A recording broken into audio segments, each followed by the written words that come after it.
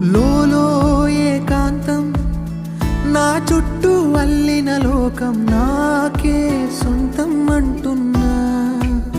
విన్నారా నేను నా నీడ ఇద్దరమే